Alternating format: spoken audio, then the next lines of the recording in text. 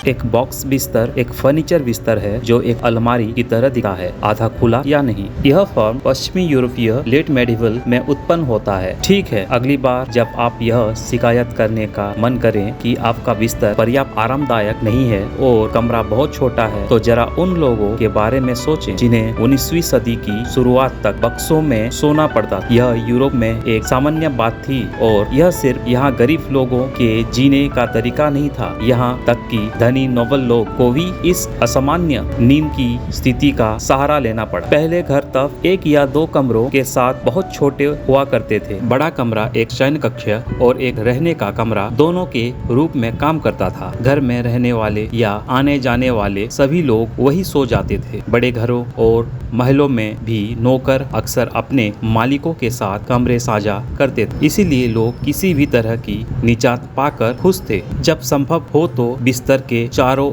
ओर एक पर्दा लगाया जा सकता था, लेकिन कुछ मामलों में यह पर्याप्त नहीं था और बॉक्स बिस्तर ऐसा ही था। परंपरा का जन्म हुआ फर्नीचर का यह असामान्य टुकड़ा जो एक बड़े कैबिनेट की तरह दिखता था, फ्रांस के क्षेत्र में उत्पन्न हुआ। कुछ पेटी वाला बिस्तर खाली खड़े थे। कुछ घरों में अलग प्रकार के बिस्तर पेटी बनाया गया था जिसमें गोपनीय के लिए या तो एक पर्दा था या एक दरवाजा था और रहने वालों के शरीर की गर्मी को बांधे रखता था। इसलिए यह ठंडी रातों के लिए एक सही समाधान था। बिस्तर संभवतः अपने निवासियों को जंगली जानवरों से भी बचाता था जो घर के अंदर आ सकते थे, जैसे पालतू सुअर या मुर्गी, और जंगली जानवर जैसे भेड़िए।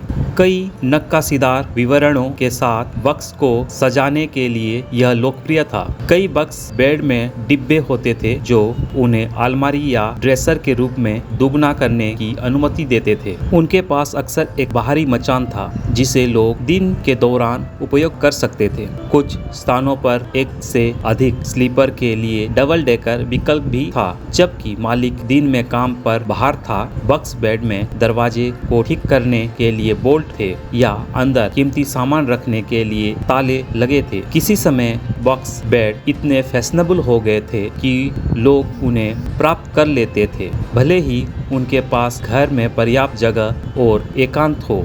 यह भिन्न प्रकार के थे, जैसे गुप्त दिखने वाला वार्डरोब, किताबों की अलमारियों और दराजों की पंक्तियों के पीछे छिपा हुआ। तब लोगों को एहसास हुआ कि स्वच्छता के मामले में बॉक्स बेड सबसे अच्छा समाधान नहीं थे और 19वीं सदी की शुरुआत में वे फैशन से बाहर हो गए। अब यह स्थान बड़े शहरों में अधिक से अधिक सीमित हो जा रहा है, जैसे न्यूयॉर्क और टोक्यो। बॉक्स बेड, क्या यह भयानक विचार नहीं लगता? और डिजाइनर अतीत से फर्नीचर के इस टुकड़े पर पुनर्विचार कर रहे हैं। अब अगर आपको अच्छा महसूस करने के लिए कम से कम 8 घंटे की नींद चाहिए, तो अगले दिन आपके पास पूर्व औद्योगिक यूरोप में बहुत अच्छा समय नहीं होगा। कई पत्र, डायरी, दार्शनिक लेखन, समाचार पत्र, लेख और नाटक हमें बताते हैं कि शिफ्ट में सोना एक आम बात थी। बॉक्स बेड लकड़ी की पैनल द्वारा सभी तरफ से बंद है। इसमें पर्दे हटाकर दरवाजे का काट खोलकर या एक या दो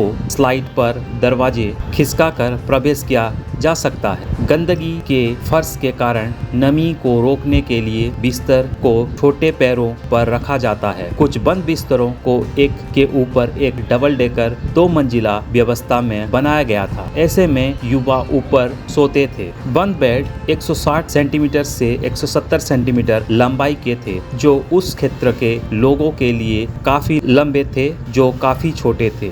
और क्योंकि वे लगभग बैठने की स्थिति में सोते थे, वे 3 या 4 तकियों पर निर्भर थे। मध्यकाल में लेटकर नहीं सोने की परंपरा थी, क्योंकि मुर्दों और पुतलों की यह स्थिति होती है। 16वीं और 17वीं शताब्दी के दौरान कोठरी बिस्तर बहुत छोटे थे। लेटने को मृत्यु से जोड़ा जाता था और इसलिए आधा सीधा करके सोना पड़ता था।